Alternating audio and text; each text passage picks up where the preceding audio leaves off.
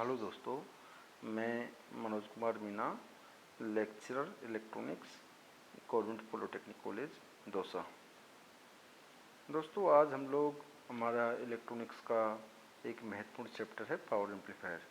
तो हम लोग पावर एम्पलीफायर के बारे में पढ़ेंगे कि पावर एम्पलीफायर क्या होता है और इसको एम्पलीफायर में कहाँ पर लगाते हैं, कि भाई पावर एम्पलीफायर किस स्टेज पर लगाया जाता है। अलग अलग स्टेज होते हैं, वहाँ पर किस स्टेज पर लगाया जाता है और ये कितने प्रकार के होते हैं, और पावर एम्पलीफायर और वोल्टेज एम्पलीफायर में क्या अंतर है।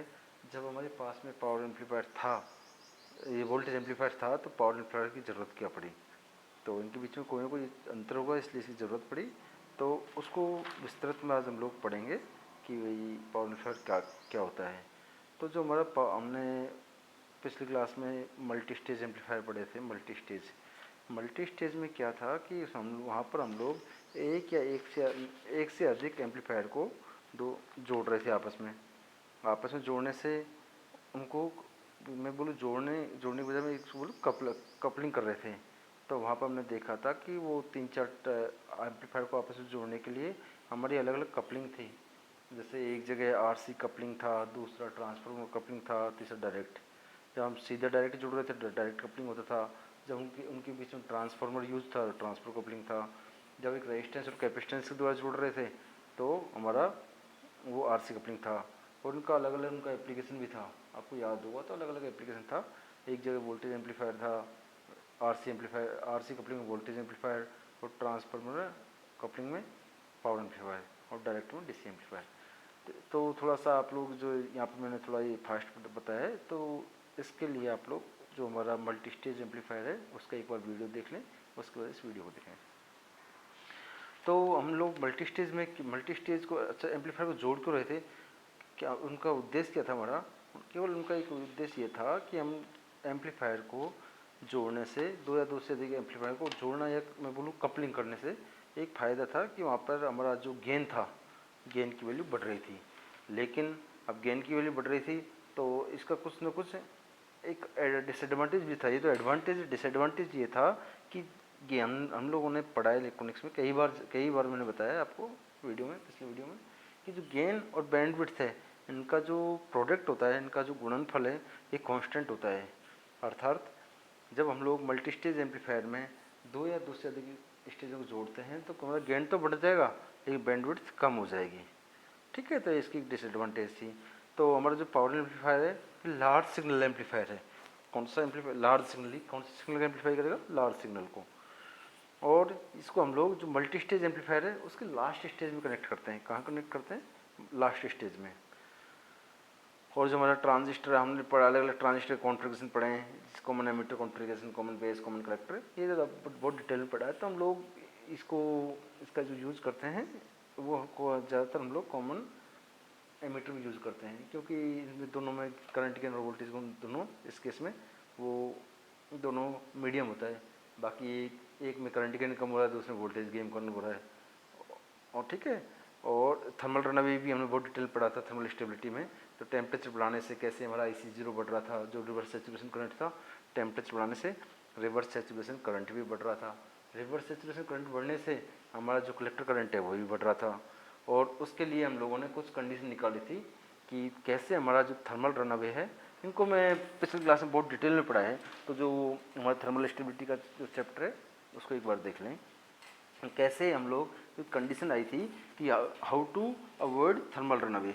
तो उसके लिए हमारी कंडीशन आई थी, हमने इसका डेरिवेशन किया था कि VCE जो वोल्टेज होता है कलेक्टर और एमीटर के बीच में, इसकी value less than equal to VCC/2 होनी चाहिए।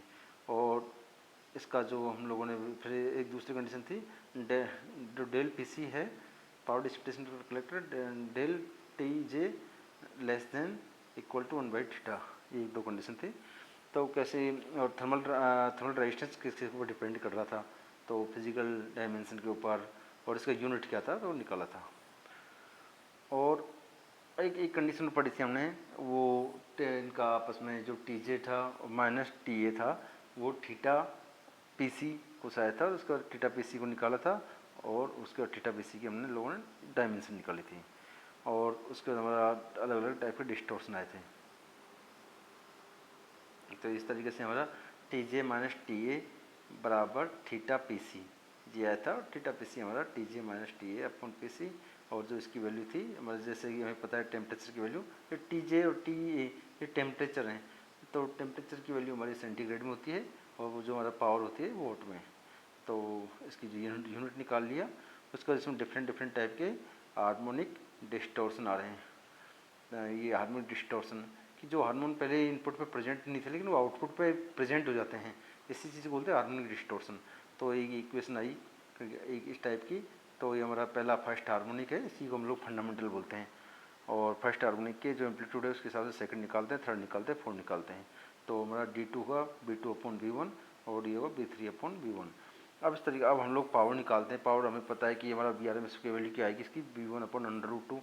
अब जो पावर होती है I2R, तो यहाँ पे B1 अपॉन √2 का होल स्क्वायर, √2 का पूरा स्क्वायर इंटू R0, ये पहला होगा P1 का। इस तरीके से P2 का आएगा, P3 का आएगा।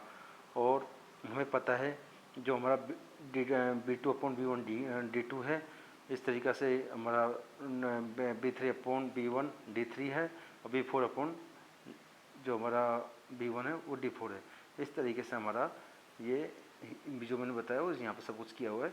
इस तरीके से PT बराबर 1 plus D2 square plus D3 square, ये प्लस ये पूरा ब्रैकेट बंद करेंगे, फिर P1, और हमारा इस तरीके से हमारा PT टोटल पावर आ जाएगा। और तुम्हारा जो टोटल हार्मोनिक डिस्टॉर्शन होगा D होगा √D2 square plus D3 square plus D4 square. तो ये हुआ हमारा हार्मोनिक डिस्टॉर्शन।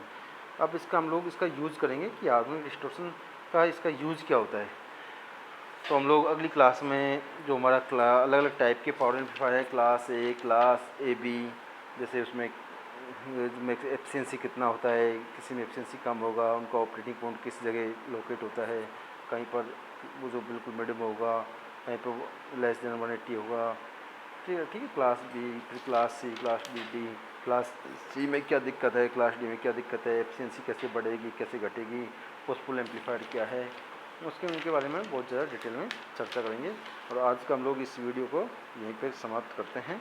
यदि आपको कोई भी डाउट हो तो उसमें एक बार कमेंट बॉक्स में एक बार लिख दें, तो डिस्कस कर लेंगे। ठीक है, थैंक यू।